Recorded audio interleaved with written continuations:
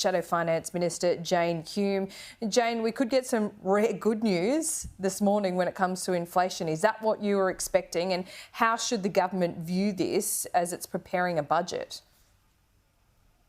Laura, I don't want to speculate on what the on what the inflation figures may well be today. Obviously, we saw inflation coming back down to 6.8% in February from those highs of around 7.4% in January. And of course, that means that the RBA needs to work that little bit harder to pull on its interest rate levers, pull on its monetary policy levers in order to bring inflation, rein in inflation back down to that 2 to 3%.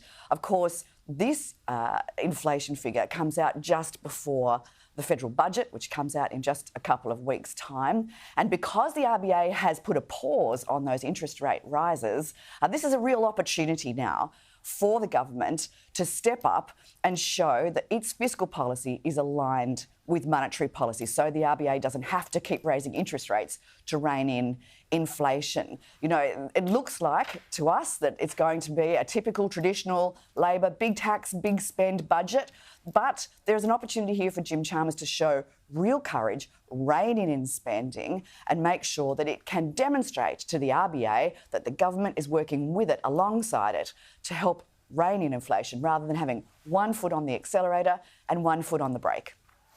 OK, so that being said, there's a lot of competing interests in this upcoming budget. JobSeeker, we have a number of Labor MPs saying it should be increased. Do you think it is affordable? JobSeeker has always been a contentious issue in every budget. I can't remember a budget where there hasn't been calls to raise JobSeeker. Indeed, back in 2021, Anthony Albanese himself called for a raise in a sustainable, I think he said, or a permanent raise in the JobSeeker rate. What we're looking for in this budget is actually very different. We want to see the guardrails restored around budget. Things like offsets to new spending, a tax to GDP ratio, caps on the numbers of public servants. We want to make sure that taxes are simpler and fairer, not higher taxes. We want to ensure that there are productivity measures and they're real productivity measures, not just window dressing productivity measures. And we also want to make sure that the cost of living is addressed in a way that doesn't push up inflation. And finally, we want to make sure that there are no more broken promises in this budget, no more commitments to lower electricity prices or not tax superannuation or not tax franking credits, whatever it might be. Those broken promises seem to be a hallmark of this Labor government. OK, what about this medicines announcement this morning? A good idea? You're getting two for the price of one, essentially.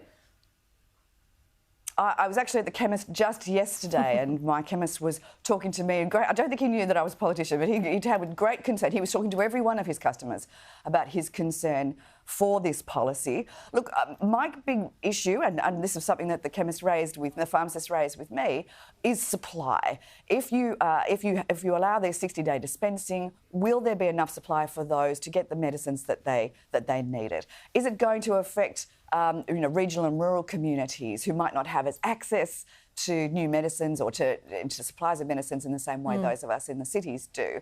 And potentially, how's it going to affect those community pharmacies as opposed to the big chain pharmacies getting access to medicines? We want to make sure that this is a policy that can be implementable as well as implemented before we make a call. So those are the sorts of things that we want to see the government answer questions on.